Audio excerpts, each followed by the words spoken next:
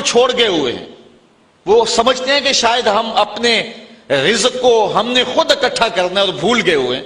یہ رب کی ذمہ داری ہے, یہ اس کی شان ربوبیت ہے.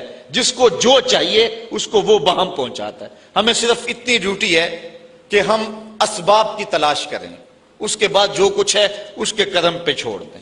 لیکن جو اس نے لکھا ہے اگر ہم فرض کرو اسباب بھی چھوڑ دیں پھر بھی جو قسمت میں ہے وہ مل کے رہے گا. حضرت شیخ سعدی شیرازی نے یہاں بڑی خوبصورت بات کی. آپ فرماتے ہیں کہ ایک شخص جا رہا تھا جنگل میں, اس نے ایک لومڑی کو دیکھا کہ جس کے پاؤں بھی نہیں ہیں ہاتھ بھی نہیں ہیں. تو اس نے کہا کہ اس کو رزق کیسے ملتا ہوگا. ساتھ ہی ایک درخت کے اوپر بیٹھ گیا. ایک شیر آیا, اس نے شکار کیا اور اس نے شکار کھایا اور پس خوردہ چھوڑ کے چلا گیا. یہ لومڑی رینگتی رینگتی پہنچی اور پہنچ کر کے اس نے جو ہے وہ بچا کھچا کھایا اور اپنا پیٹ بھر لیا. یہ جا کے ایک غار میں بیٹھ گیا کہ جب لومڑی کو جس کے ہاتھ بھی نہیں ہیں پاؤں بھی نہیں ہیں اللہ تعالیٰ نے اس کے رزق کا وسیلہ بھی قائم کر دیا, تو جو میری قسمت کا لکھا ہے وہ بھی مجھے مل جائے گا تو میں محنت کیوں کرتا پھرتا ہوں. تو وہ جا کے ایک غار میں بیٹھ گیا. ایک آدھا وقت تو فاقہ کاٹا. جب بھوک سے نڈال ہوا تو آواز آئی ہاتف سے, اے بندے میں تیرا بھی رب ہوں لیکن لومڑی نہ بن شیر بن, خود بھی کھا اور اوروں کو بھی کھلا.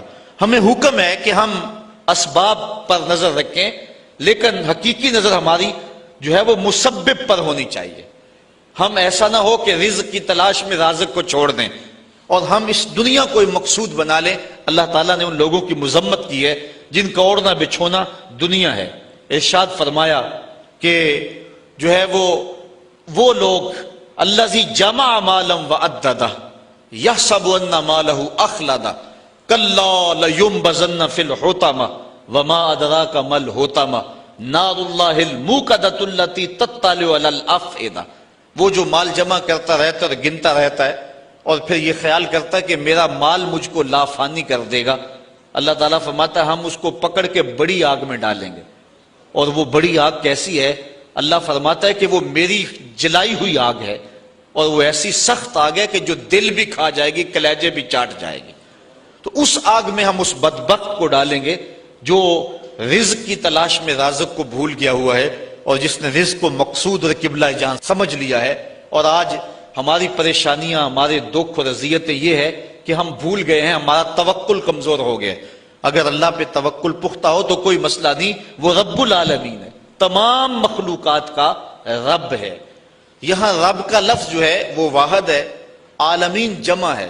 عالم کہتے ہیں ما سوی اللہ, اللہ کے علاوہ جو کچھ ہے وہ عالم ہے. اور ایک عالم کا رب نہیں ہے, تمام عالمین کا رب ہے. پرندوں کا بھی رب وہی ہے, درندوں کا رب بھی وہی ہے, چوپایوں کا رب بھی وہی ہے, چڑیوں کا رب بھی وہی ہے. جو پانی میں تیرنے والے, زمین پہ رینگنے والے, ہواؤں میں اڑنے والے, حتیٰ کہ آگ کے اندر پرورش پانے والے, اور انسانوں, جانوروں, حیوانوں, بہائم, ہر ایک کا رب وہی ہے. تمام کائنات کو برابر دے رہا ہے. کوئی مانتا اسے بھی دے رہا ہے اور جو نہیں مانتا اسے بھی دے رہا ہے. یہاں وہ رب المسلمین نہیں کہا کہ مسلمانوں کا رب ہے, یہ بھی نہیں کہا کہ انسانوں کا رب ہے, یہ بھی نہیں کہا کہ فرما برداروں اور متیوں کا رب ہے. کہا وہ تمام عالم کا رب ہے. کائنات کی ہر شے کا رب وہی ایک اللہ ہے جو کہ تمام تعریفوں کا حقدار ہے اور تمام مدح و ستائش اور حمد و توصیف جس کے لائق ہے.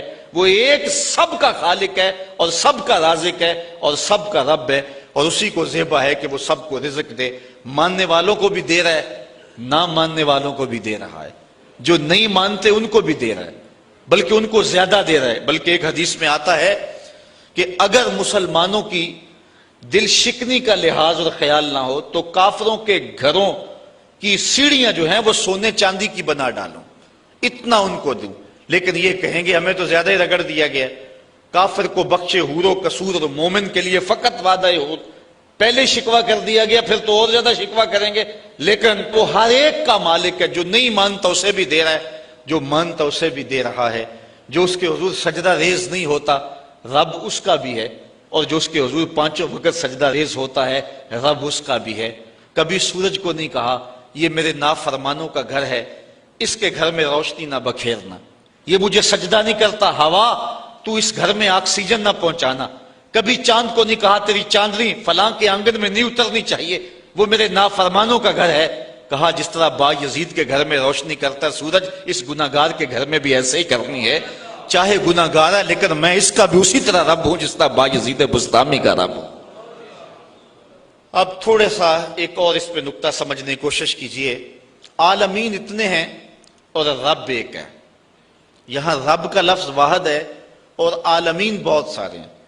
یہاں یہ بات عقیدے کی سمجھ میں آتی ہے کہ ایک رب کے کئی عالم ہو سکتے ہیں، یعنی کئی عالمین کا ایک رب ہو سکتا ہے، ایک باپ کے کئی بیٹے ہو سکتے ہیں، اور ایک شوہر کی کئی بیویاں ہو سکتی ہیں، ایک آقا کے کئی غلام ہو سکتے ہیں، اور ایک رب کے کئی بندے ہو سکتے ہیں، لیکن ایک بندے کے کئی رب نہیں ہو سکتے، ایک بیوی کے کئی شوہر نہیں ہو سکتے، اور ایک غلام کے کئی آقا نہیں ہو سکتے ہیں۔ یہ شان ہے کیونکہ ایک رب کے کئی مملوک اور کئی مربوب ہو سکتے ہیں، وہ سب پر کرم نوازی فرمائے، لیکن ایک مربوب کے کئی رب نہیں ہو سکتے۔ اور دوسری بات یہاں سمجھنے میں یہ آتی ہے کہ وہ ایک رب ہو کے سب کو برابر دے رہا ہے اور سب پہ کرم فرما رہا ہے اور سب کو نواز رہا ہے، اور ہر بندہ یہ سمجھتا ہے کہ جتنا فضل میرے پہ ہو رہا ہے شاید دنیا کے اوپر میں ہی اس کا بندہ ہوں۔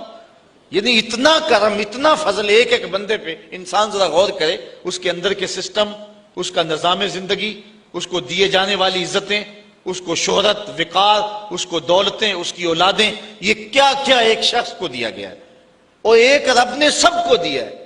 اس کے کئی بندے ہیں لیکن اس کے باوجود کسی کو کمی نہیں چھوڑی۔ ہر ایک کو بہم آکسیجن پہنچ رہی ہے، ہر ایک کو ہوائیں پہنچ رہی ہیں، ہر ایک کو سورج کی کرنیں مل رہی ہیں، ہر ایک کو چاندنی میسر آ رہی ہے، رزق کے دروازے پہ خیرات بانٹ رہا ہے ہر ایک کو۔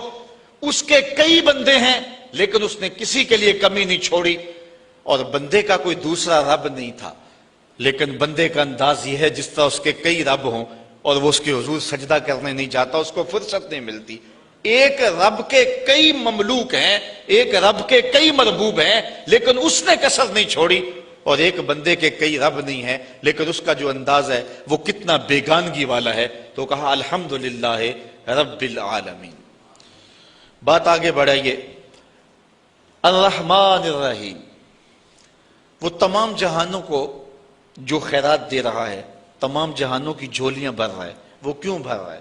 مجبور نہیں ہے، کسی احسان کے بدلے میں نہیں دے رہا، مستقبل میں بندوں کی ضرورت نہیں ہے، تو پھر اتنے بندوں کو، اتنی مخلوقات کو جس میں جن بھی ہیں، جس میں حشرات الارض بھی ہیں، چوپائے بھی ہیں، اتنا کیوں نواز رہا ہے؟ اتنا نواز رہا ہے، کیوں نواز رہا ہے؟